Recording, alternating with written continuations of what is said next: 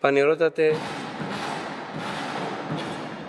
ο λόγος σε εσάς. Ο Πατριάρχης της Μόσχας και Πασών των Ρωσιών, Αλέξιος ο Δεύτερος. Ο άνθρωπος που αναστήλωσε την Ορθοδοξία μετά την αθεία του κομμουνισμού. Στον πάλε ποτέ Σοβιετική Ένωση. Μοναστήρι της Παναγίας της Ελεούσας, της Κικώτισσας, των ναών του μοναστηριού, οι άθεοι Μοσχοβίτες, αριστεροί τότε κομμουνιστές, τον εκατεδάφισαν. Άφησαν όμως τα κελιά που ήταν γύρω-γύρω. Η μια πτέρυγα των κελίων ήταν αστυνομικός σταθμός. Η άλλη πτέρυγα των κελίων ήταν πορνεία.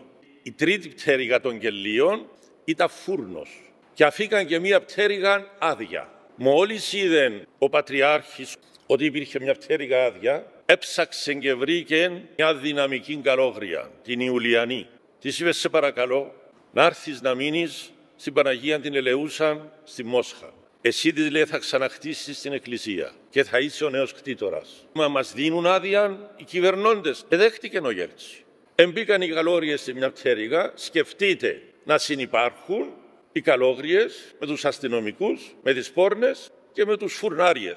Της είπεν το εξής: θα πας και ο τρόπος με τον οποίο θα κερδίσουμε το μοναστήρι μας πίσω θα είναι ο εξής. Τα μεσάνυχτα θα ξυπνάτε οι μοναχές και θα κάνετε την νυχτερινή σας προσευχή. Από η ώρα 11 μέχρι η ώρα 3, 4 ώρες. Κάθε νύχτα θα έχετε λειτουργία. Όταν τελειώνετε τη λειτουργία θα κάνετε αγιασμό και θα κάνετε μια λιτανία, όχι απ' έξω, μέσα στο χώρο, γύρω από τα χαλάσματα. Κάθε νύχτα λοιπόν έβλεπε τον παπάν να ρίχνει αγιασμό, αναστήτω ο Θεός και διασκορπιστήτωσαν οι εχθροί αυτού και φυγέτωσαν από προσώπου αυτού οι μισούντες αυτών. Τι νομίζεις ότι έφυγαν πρώτοι?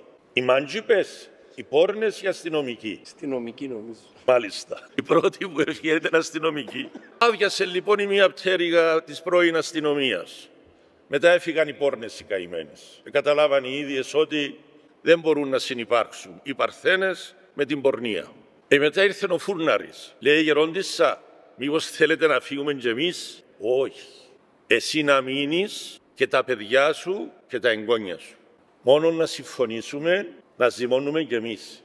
Και το ψωμί που να ζυμώνουν οι καλόγριες θα το δίνουμε δωρεάν σε όλους τους Μοσχοβίτες που δεν έχουν ψωμί. Και έβλεπες κάθε πρωί 2 σειρές. Από τη μια πλευρά πήγαιναν και αγόραζαν οι πλούσιοι.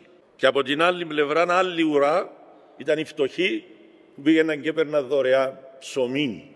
Και μέχρι σήμερα έμεινε ο φούρνος της Παναγίας, λέει, της Ελεούσας.